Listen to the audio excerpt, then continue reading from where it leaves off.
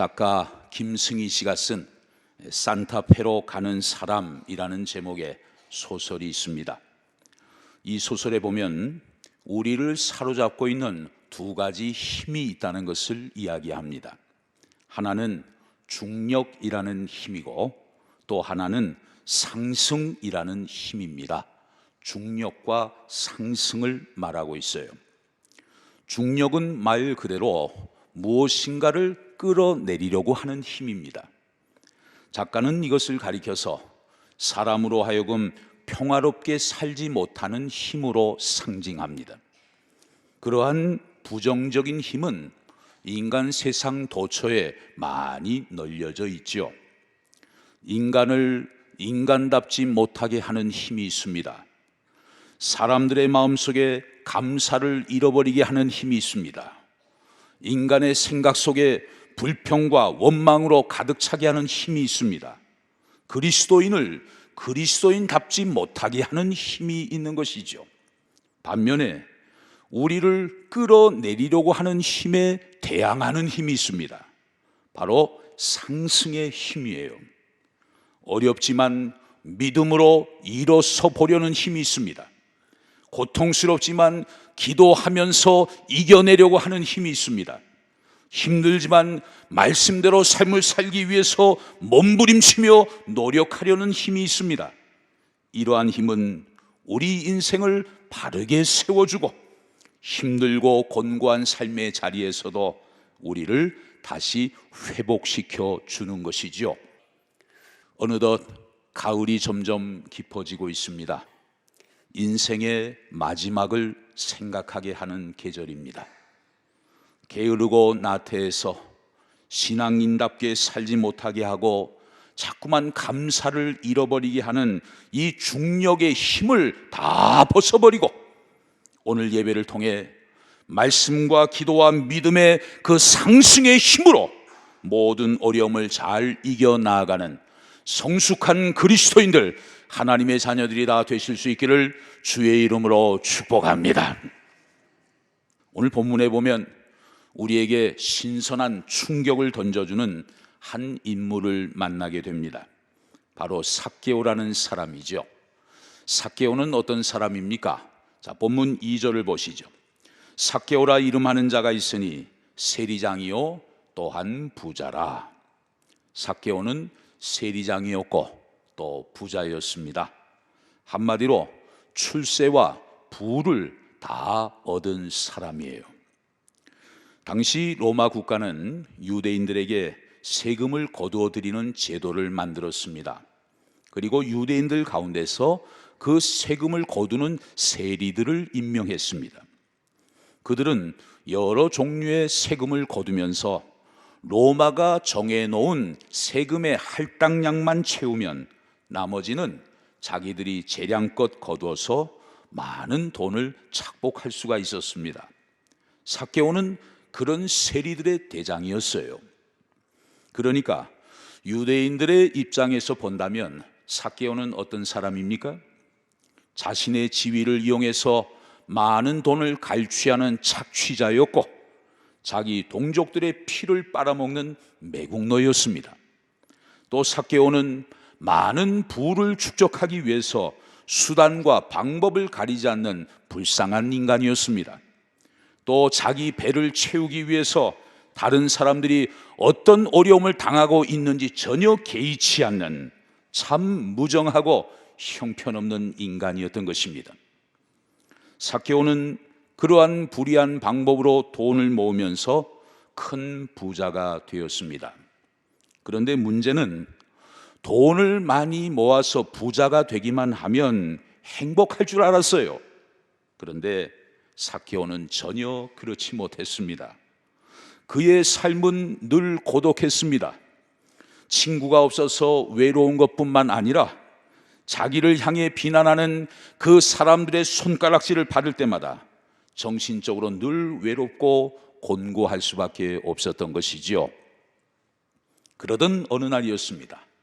삭개오는 예수님에 대한 이야기를 듣게 됐어요. 그 예수님이 자기 동네를 지나간다는 소식을 들었습니다. 삭개오가 어떤 반응을 보였을까요? 자, 본문 3절을 보시죠. 그가 예수께서 어떠한 사람인가 하여 보고자 하되 키가 작고 사람이 많아 할 수 없었다고 본문은 증언합니다. 삭개오는 그 예수님이 어떤 분이신지 꼭 만나 뵙고 싶었어요. 왜 삭개오가 그렇게 예수님을 만나기를 원했을까요? 삭개오의 이름의 뜻은 순수하다, 청결하다, 그런 뜻을 갖고 있습니다. 그런데 그 이름과는 정반대로 살아가는 자신을 보면서 늘 마음속에 번민이 있었던 것이죠. 그런데 왠지 예수님을 만나기만 하면 자기를 위로해 주실 것만 같았습니다. 뭔가 내 인생이 그분으로 인해서 변화될 수 있을 것으로 생각했습니다. 그래서 그날 사람들과 함께 예수님을 만나러 따라 나섰던 것이죠. 이러한 삭개오의 모습을 보면서 우리는 먼저 한 가지 교훈을 얻게 됩니다. 그것은 인생을 좀 바르게 살아보고 싶다는 그런 선한 바람이 우리에게도 있어야 한다는 것이죠. 과거에 내가 아무리 어리석고 부끄러운 삶을 살아왔다 하더라도 내가 이제부터라도 예수 믿는 사람답게 살아야겠다는, 그리스도인답게 살고 싶다는 그러한 고뇌와 몸부림이 내 속에 있어야 한다는 거예요. 삭개오가 많은 사람들이 모여있는 현장에 가보니까 사람들이 너무 많았어요. 더군다나 삭개오는 키가 작아서 도저히 예수님을 볼 수가 없었습니다. 그래서 4절에 보면 삭개오는 돌 무화과 나무 위로 올라갔다고 오늘 본문은 기록하고 있어요. 예수님은 지금 여리고 성을 지나가고 계십니다. 십자가에 달려 죽으시기 위해서 예루살렘을 향해 가시는 중이었어요. 그 장엄한 여정 가운데 주님이 삭개오를 만나 주시고 그를 쳐다보시면서 이렇게 말씀하십니다. 본문 5절 하반절에 보면 삭개오야 속히 내려오라, 내가 오늘 네 집에 유하여야 되겠다. 예수님이 성경에서 누구 집에서 주무시겠다고 자청하신 것은 오늘 본문이 처음입니다. 그리고 본문 9절에 보면 마지막으로 이런 말씀을 하세요. 예수께서 이르시되 오늘 구원이 이 집에 이르렀으니 이 사람도 아브라함의 자손이미로다. 오늘 삭개오 본문 말씀 이전에 그 앞에 누가복음 18장에 보면 한 부자 관리가 예수님께 나와서 질문하는 모습을 보게 됩니다. 선생님, 제가 어떻게 해야 영생을 얻을 수 있겠습니까? 저는 어릴 때부터 계명을 다 지켜왔습니다. 예수님은 그 관리에게 아직도 부족한 것이 한 가지가 더 있다는 것을 지적해 주셨습니다. 너에게 있는 것을 다 팔아서 가난한 자들에게 나누어 주고 나를 따르라. 그러면 하늘에서 너에게 보화가 있을 거야. 두 손에 가득 붙잡고 있는 것을 내려놓아야 할 것을 말씀하셨어요. 그러나 그 관리는 말씀에 순종하기는커녕 근심하면서 그것을 내려놓지 못하고 집으로 돌아가고 말았습니다. 결국 그 관리는 온전한 구원을 이루지 못하고 말았던 것이죠. 그런데 오늘 본문의 삭개오는 그 관리와는 너무나 대조적인 상황입니다. 삭개오는 평생을 율법에 어긋난 참 부끄러운 삶을 살아온 인간이었어요.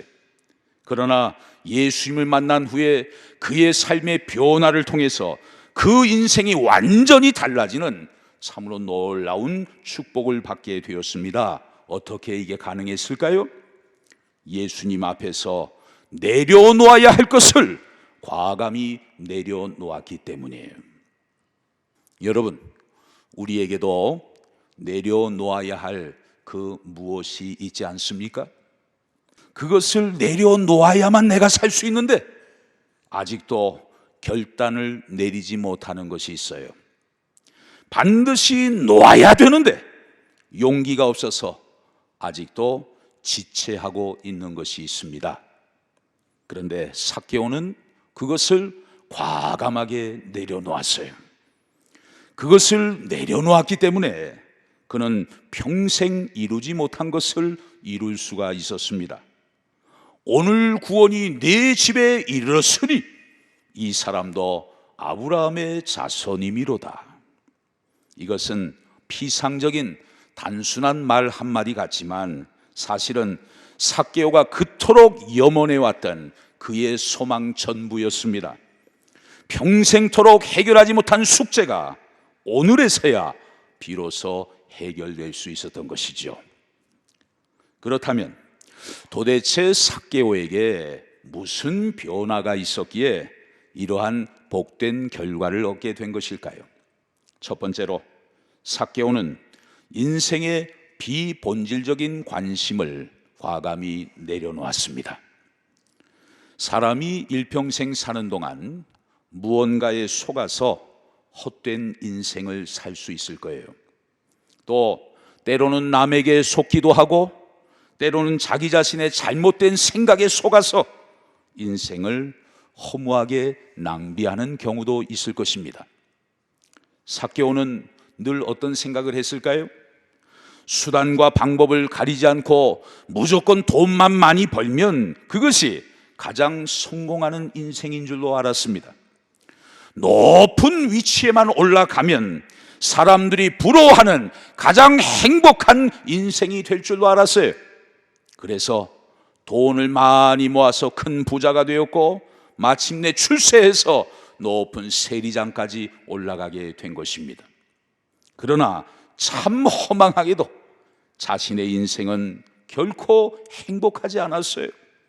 사람들로부터 비난의 소리를 들어야만 했습니다. 사람들로부터 손가락질을 받아야만 했습니다. 돈만을 추구하고 높은 자리만을 탐하여 살아온 자신의 인생이야말로 비본질적인 것을 추구해온 너무나 어리석은 인생이었다는 것을 그제서야 비로소 깨달을 수 있었던 거예요. 그러던 어느 날 이 삭개오가 예수님에 대한 소문을 듣게 된 것입니다. 인생의 가장 중요한 본질이 무엇인지, 어떻게 해야만 구원을 얻을 수 있는 것인지, 그 본질적인 물음에 대해서 정확한 해답을 주실 수 있는 분이 바로 예수님이라는 사실을 삭개오는 분명히 알게 됐어요. 그래서 그가 예수님을 만나기 위해 수많은 사람들 틈으로 들어갔던 것이죠. 그런데 삭개오는 키가 작았습니다. 많은 사람들 속에 계신 예수님을 볼 수가 없었어요.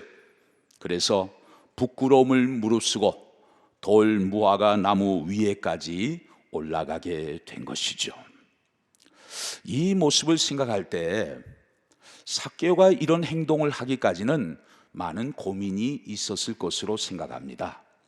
세리장 아닙니까? 사회적인 신분, 체면이 있었을 거예요.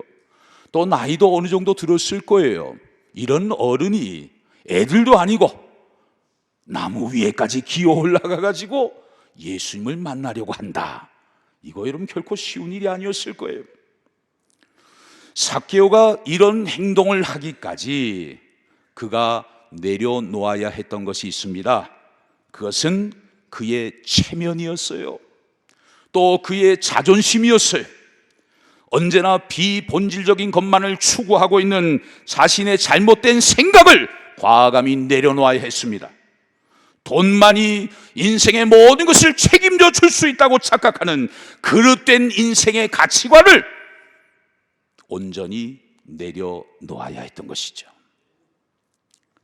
여러분, 오늘날 우리 사회의 모습을 한번 보십시오. 돈이 인생 최고의 가치가 되었습니다. 돈이 모든 사람들이 섬기는 만몬 신이 되어버리고 말았습니다. 다 돈의 노예가 됐어요. 돈을 섬기고 돈 앞에 다 머리를 숙이고 있는 거죠. 그런데 돈이 정말 행복한 인생을 가져올 줄 알았는데 가만히 보니까 돈 때문에 오히려 오늘날 가정들이 많이 파괴되고 있는 것을 보게 됩니다. 돈 때문에 오히려 자녀들을 망치고 있어요. 돈 때문에 가장 중요한 구원의 길, 생명의 길에서 이탈하고 있어요. 이런 어처구니 없는 일들이 우리 삶 속에서 얼마나 많이 일어나고 있습니까? 사실 알고 보면 다 돈 때문에 망하는 거예요. 돈 때문에 무너지는 거예요. 본질이 아닌 비본질적인 허상에 사로잡혀서 아름다워야 할 인생이 추하게 되고 행복해야 할 인생이 슬픔과 괴로움으로 울부짖고 있는 많은 사람들의 안타까운 모습을 오늘 우리가 삶의 자리에서 많이 보고 있지 않습니까? 너무나 불행한 모습이 아닐 수 없는 것입니다. 두 번째로 삭개오는 자기 인생의 폭을 넓히기로 했어요. 자기 인생의 울타리를 좀 더 확장시키기로 했어요. 삭개오는 어떤 인생이었습니까? 언제나 자기만 생각하는 인생이었어요. 언제나 자기만을 위해서 살았던 인생이었어요.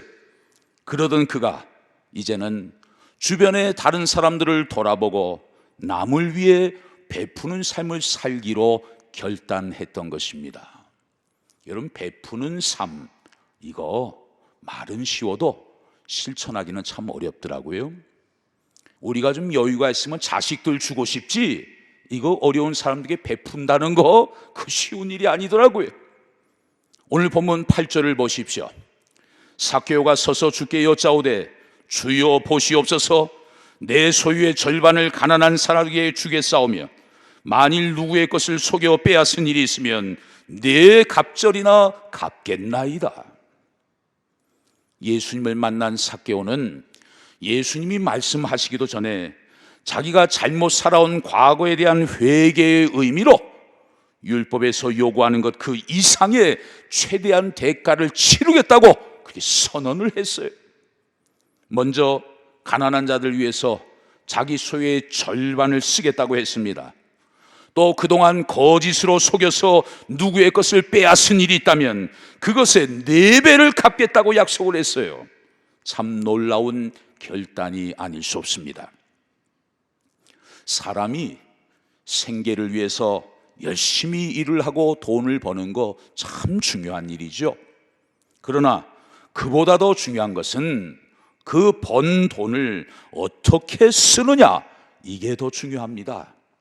그런데 삭개오에게 있어서 인생의 폭을 더 넓히겠다는 것은 돈의 용도만이 아니었습니다. 그동안 자기 자신밖에 모르고 살던 그 자신의 삶의 울타리를 이제는 좀 넘어서겠다는 거예요. 자기 것만 챙기던 인생이었는데 이제는 남과 더불어서 함께 나누는 삶을 살겠다고 삭개오가 결심을 한 것입니다. 여러분, 우리는 말씀 안에서 우리 삶의 폭이 점점 넓어져야 합니다. 그것이 그리스도인의 삶이에요. 내 인격의 그릇이, 내가 추구하는 삶의 가치가, 내 신앙의 수준이 점점 깊어지고 점점 높아져야 합니다. 그것이 성숙한 그리스도인의 삶이에요. 그러기 위해서는 자기밖에 모르는 내 인생의 담을 과감히 허물어야 합니다. 언제나 내 좁은 울타리 안에만 갇혀있는 그 고정관념의 담을 다 무너뜨려야 합니다. 항상 나밖에 모르는 자기중심적인 이기심의 담을 다 깨트려야 합니다. 왜? 나를 보호하기 위해 쌓았던 담이지만 결국은 그것이 나를 가두어 버리는 감옥이 되기 때문이에요. 처음에는 나를 보호하기 위해서 쌓았어요. 그런데 나중에는 나를 가두어 버리는 어두운 감옥이 되더라고요. 여러분, 여러분의 인생의 폭을, 삶의 폭을 좀 더 넓히실 수 있기를 바랍니다. 크게 넓혀서 여러분의 남은 생에 하나님이 마음껏 사용하시는 복된 인생들이 되시기를 주의 이름으로 축복합니다. 마지막 세 번째로 삭개오는 생각의 결단을 즉시 행동으로 옮겼어요. 오늘 본문에 보면 예수님께서 반복해서 사용하신 중요한 단어가 하나 있습니다. 5절 또 9절에 나와요. 바로 오늘이라는 단어입니다. 예수님은 오늘이라는 단어를 통해서 결단의 시급성을 강조해 주신 것이죠. 우리는 언제나 생각은 할 수 있어요. 또 마음은 먹을 수 있어요. 그리고 어떤 때는 결단도 할 수 있습니다. 그러나 그것을 오늘 행동으로 옮기지 못하면 다시 제자리로 돌아가고 마는 우리의 연약한 모습을 많이 경험하게 되죠. 그래서 여러분, 실천이 참 중요하다. 행동이 참 중요하다. 그것을 많이 생각하게 됩니다. 그래서 야고보서 말씀을 보면 행함이 없는 믿음은 어떻게 된 거라고요? 죽은 것이라고 말씀해요. 한번 따라하겠습니다. 행함이 없는 믿음은 죽은 것입니다. 영화 이집트 왕자 OST에 보면 이런 내용이 나옵니다. 사막의 황금은 시원한 샘물에 비하면 중요하지 않고 길 잃은 양에게는 위대한 왕보다 양치기가 더 소중하지. 사람의 가치는 무엇으로 가늠할 수 있는가? 그건 천국의 눈으로, 하나님의 시선으로 자신을 바라보는 자만이 알게 될 거야. 우리는 흔히 이 세상을 광야와 같은 세상이라고 그렇게 부르기도 합니다. 우리는 지금 광야와 같은 험난한 인생길을 걸어가고 있습니다. 여러분, 광야에서 황금이 중요할까요? 물이 중요할까요? 이건 물어보나 마나한 질문이고 대답이에요. 당장 목말라 죽어가는데 황금이 무슨 소용이 있습니까?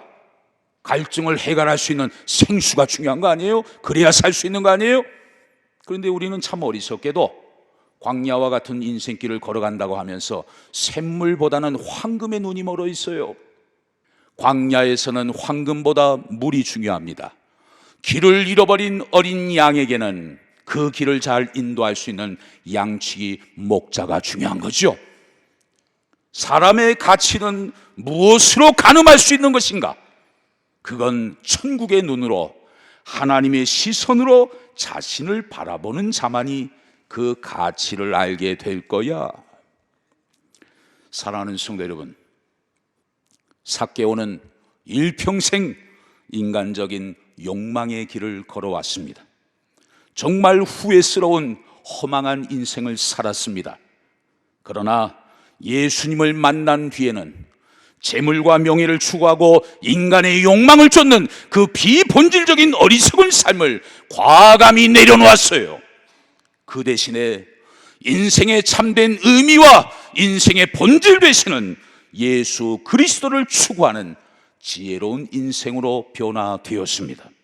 또한 자신만을 위해 살던 좁은 울타리를 헐어버리고 다른 사람들에게 사랑을 베풀고 섬기면서 삶의 지경을 조금씩 넓혀가는 성숙한 사람으로 변화되었습니다.